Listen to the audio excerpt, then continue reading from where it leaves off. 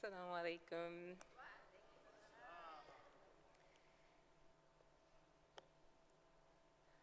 I am deeply aware of the contradictions of this historical moment. If not for the genocide of our brothers and sisters in Palestine, that has me heartbroken, yet hopeful for Allah's reward for the martyrs and the patient, I would be thrilled about the candidacy of Kamala Harris.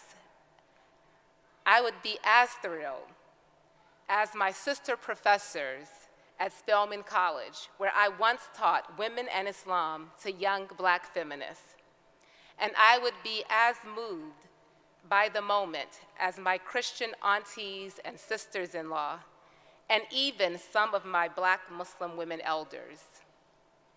While the present-day genocide in Gaza makes Harris's candidacy disturbing, because nothing I would hate more than watching a white man fund the massacre of human beings is watching a black woman whose ancestors suffered white brutality for her to be where she is today.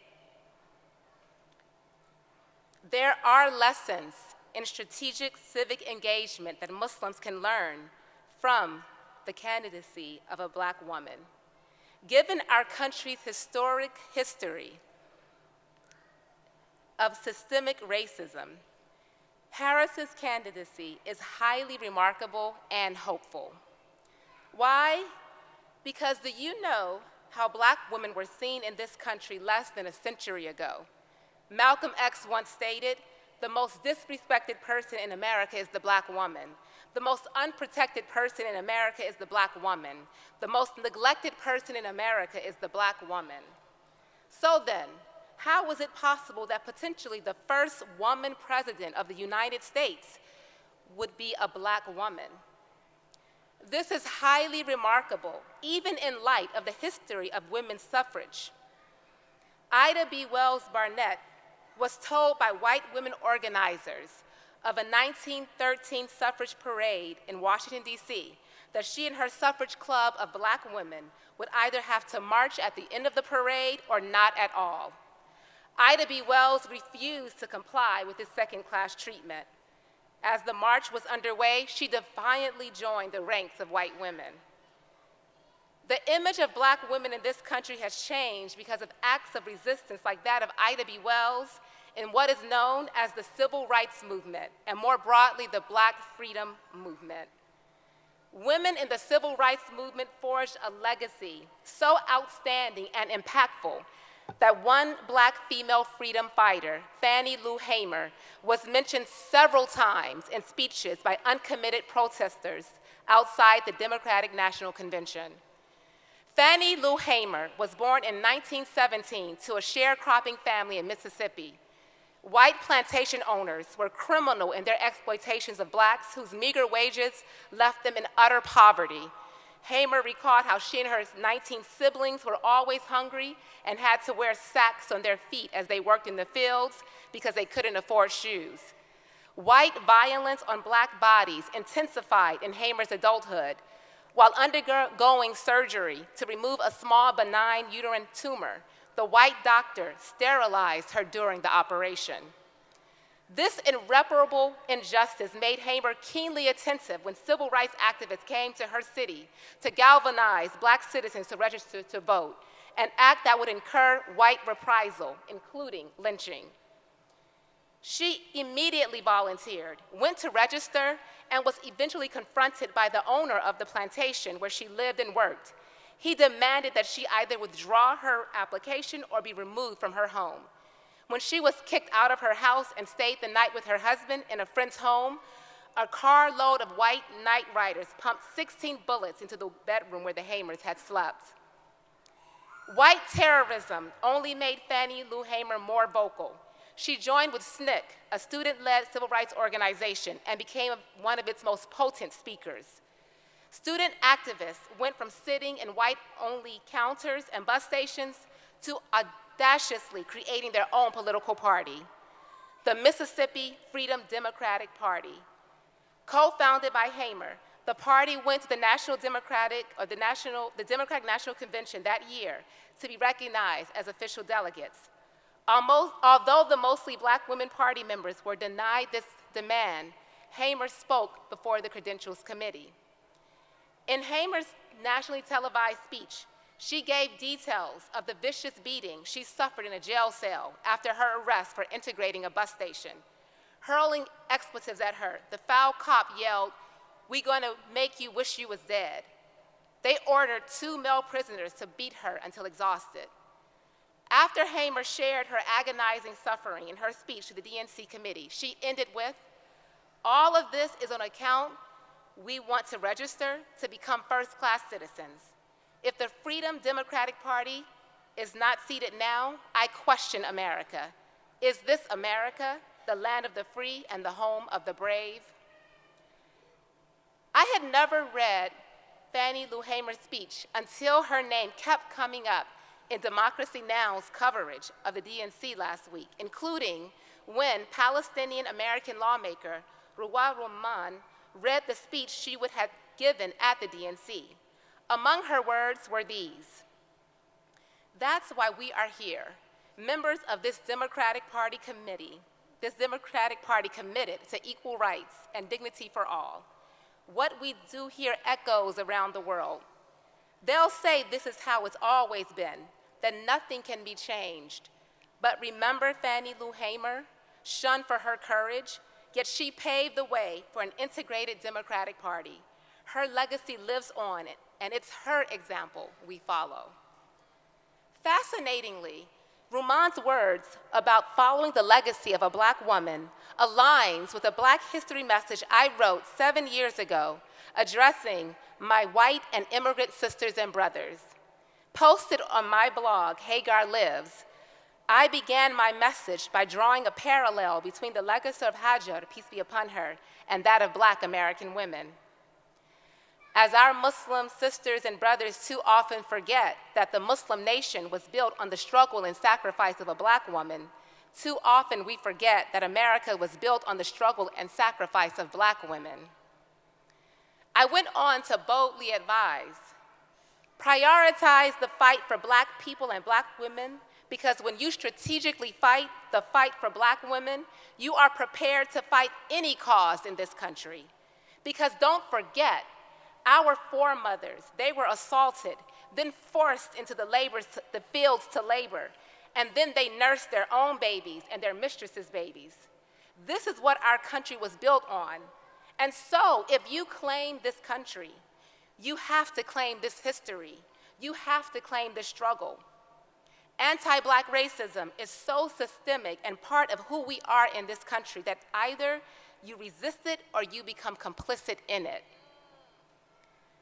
I am in awe of the way that Allah inspired my words. When you strategically fight the fight for Black women, you are prepared to fight any cause in this country. Even as I prepared this speech, I had to ask myself, now, why is that the case? Because as Fannie Lou Hamer demonstrates, when you are the most despised, the most demeaned and violated, you are the one to stand up and fight a system that was built off daily assault to Black women's bodies. So yes, any subsequent struggle we face in which we must resist the status quo, any struggle in which we must call out America for its claims to freedom and justice, we will inevitably stand on the shoulders of Black men and women. Palestinian Representative Rahman, now in the struggle for Palestinian freedom, affirmed my words when she said that a Black woman, Fannie Lou Hamer's legacy lives on, and it's her example we follow. Hamer gave her speech at the DNC 60 years ago. We learned from this that change takes time. It will likely take decades for the average American to demand an end to the dehumanization and murder of Palestinians and Muslims. Therefore, we must muster the courage and the patience for the long haul. How unwise and a waste it would be to pull out because the battle will be long. To not vote in the upcoming election would amount to political suicide. And it's uncalled for, since we have for the first time a Black Muslim man, Dr. Bilal Ware, running for vice president with Dr. Jill Stein of the Green Party. Speaking of which, movements outside the mainstream, grassroots organizing, and even local government are what keep America truer to its ideals, not who we elect for president. Real change happens through the people, and nothing illustrates this more than the civil rights movement. As American Muslims, we have been desperately searching for what we can do to stop the genocide in Gaza. Dr. Martin Luther King Jr. said that injustice anywhere is a threat to justice everywhere. Does not that mean that standing for justice anywhere is standing for justice everywhere? Does not the Quran say that whoever saves a life, it will be as if they saved all of humanity? A maxim that is in Jewish scripture as well. The same summer that a black woman was nominated as President of the United States, a black woman, Sonia Massey, was shot dead in her own house by a white police officer. And the same day that Harris gave her acceptance speech at the DNC, judges threw out felony charges against white police officers who played a role in the killing of Breonna Taylor, also a black woman, in her own home in 2020. To fight against this recurring crime in America, to demand that the people responsible for these killings are convicted, we save one life, and we save all of humanity. We stop the genocide in Palestine when we stop the killing of black people in America. We stop the dehumanization of Arabs and Muslims when we stop the dehumanization of black Americans. We stop the destruction of Palestinian people and people all around the world when we benefit the people right here in America. As the Prophet ﷺ said, the best of you are those of most benefit to people. We gain the hearts of the people and then change their hearts when we serve them. Take lessons from American Jews, inspired by Jewish teachings like, what is hateful to you, do not do to your neighbor. Jews played a significant role in the founding and funding of some of the most important civil rights organizations, including the NAACP and SNCC, the student group mentioned earlier. From 1910 to 1940, more than 2,000 primary and secondary schools and 20 black colleges were established in whole or in part by contributions from Jewish philanthropist Julius Rosenwald. The Civil Rights Act of 1964 and the Voting Rights Act of 1965 was drafted in the conference room of the Religious Action Center of Reform Judaism. This begs the question, what have Muslims done to serve the people? What are American Muslims known for in this country? Well, it depends which part of America we are talking about. Are we talking about white neighborhoods where most of us in this room live? Or black neighborhoods like the one I grew up in? If we are talking about black communities, Muslims are the black freedom struggle. After Dr. Martin Luther King, Malcolm X, and Muhammad Ali are the icons of black liberation, of speaking truth to power, of giving a voice to the voiceless. And this is why we can't help but to love them, because they serve people, and the people love them. The love that Allah has put into your hearts for Ali and Malcolm gives you an advantage in the fight for and with black people. Advantage because immigrants to this country, whether brown, black, or white, quickly learn that success in America means to distance oneself from black people in their neighborhoods. But Allah has favored Muslim immigrants. While the American dream is to integrate with white people, Allah made you an ummah with black people. He turned the hearts of black people to Islam through black liberation movements where people changed their names, their dress, their diet, their lifestyle because they were taught that Islam was the original religion of their ancestors. Out of my people's oppression arose a new religion in this country that came to be associated with uplifting black people and fighting injustice. And so when Muslims immigrated to this country, this is what your faith stood for. This was the reputation of Islam when you came. Muhammad was a beloved name well before you came. But how have you shown your appreciation? Allah states in the Quran, God would never change a favor he has conferred on a people unless they change what was within themselves. We reviewed this ayah last Monday in my tafsir class, and my teacher explains that specifically this ayah refers to the Quraysh not appreciating the Prophet ﷺ, and therefore he was removed from Mecca. Generally, she said this ayah tells us when you value a blessing Allah gave you, it persists. What is the favor from Allah that we have not valued, and now we find that it has been removed from us? Allah says in the Hadith Qudsi that he loves the people who love each other for him. Many of us love Muhammad Ali and Malcolm X, but don't show our appreciation or the favor of this love because we don't love each other, because we don't even know each other. How is it that some of us love Malcolm X, and yet we don't even know the people who came to Islam with him and continue to live Islam after him? Increasingly, it seems Black American Muslims are rendered invisible, that immigrant Muslims don't know the concept of a masjid led and filled by African American worshipers expressing Black culture, masjids with historical roots in the Nation of Islam or Dar al-Islam. And in immigrant masjids, new Black converts continue to feel alienated in culturally Desi and Arab spaces and offended by remarks that indicate no familiarity with Black people and our struggles and our sensitivities, and certainly no love for Black people. Allah states in the Quran, and hold firmly to the rope of Allah and do not be divided. Remember Allah's favor upon you when you were enemies, and he united your hearts. So you, by his grace, became brothers, and you were at the brink of a fiery pit, and he saved you from it. Ustad Samia Zubair noted that here Allah is telling us that unity is Allah's favor on us. Unity is the means of salvation. It is our success. And how does true unity happen? When hearts are united. And there is love, we can be passionate about our work together. True unity between Black and immigrant Muslims, between all Muslims here in America, is the key to Muslims fighting injustice here and everywhere. I close with actions, or everyday acts of resistance, to forge this love and unity. 1, read one of my books. 2, read Black literature, an excellent way to connect with the soul of a people. 3, the other actions I will impart through loving examples in my life as an African-American Muslim new to Dallas. I have a few of these because of the time. Okay, I don't have time. I'm gonna tell about one then.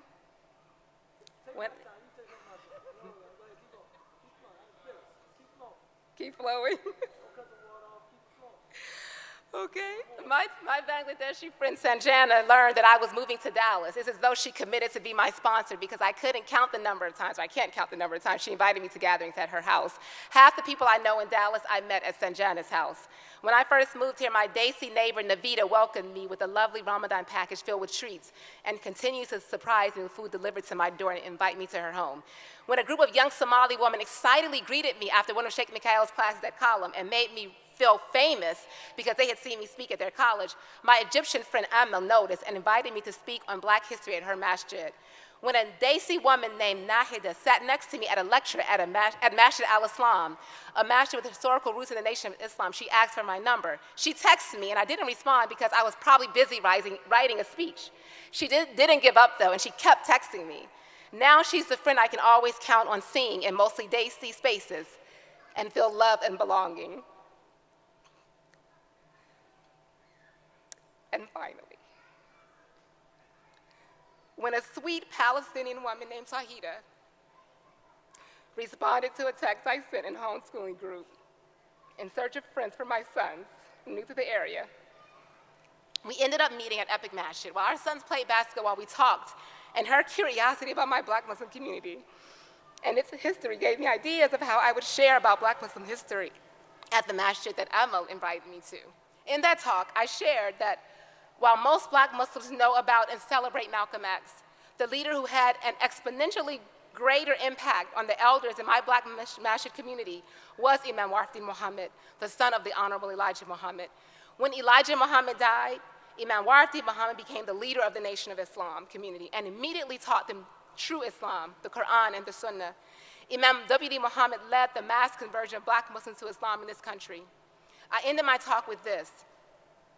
For his coming to the truth, Imam W.D. Muhammad gave special recognition to Jamil Diab, his Arabic teacher for most of his years at the University of Islam, which was the secondary school in the Nation of Islam. Employed by Elijah Muhammad, Jamil Diab, a Palestinian Muslim, never taught against Nation of Islam theology, but did, according to Wallace, hold private conversations with him regularly, and in a very clever way attempted to show him and other students that the Quran is a book that presents the best logic. His instruction under Diab had such an impact on Wallace's rejection of his father's teaching that he later reiterated it was Diab's influence, and especially the Arabic. Arabic is the key, I think. So that was the end of that talk. The next morning, I received a text from Taha, infused with enthusiasm. She told me that Jamil Diab was her great uncle. My paternal grandfather's brother, she wrote with an exclamation point. I didn't know this about him, she said, so I just had a great conversation with my mom about him. Jazakumullah khair. As Tahida's great uncle taught Imam Dawidi Muhammad Arabic to unlock the Quran, I was blessed with the honor to teach Tahida the great contribution her uncle made to the mass conversion of Black American Muslims. When we appreciate Allah's favor to be an ummah with hearts united and do everyday acts of resistance, acts of kindness that our Prophet ﷺ taught us to do, we achieve the remarkable, ending an injustice against Palestinians, against Black people, against Native people, against Latinx, against oppressed people around the world. Jazakumullah khair.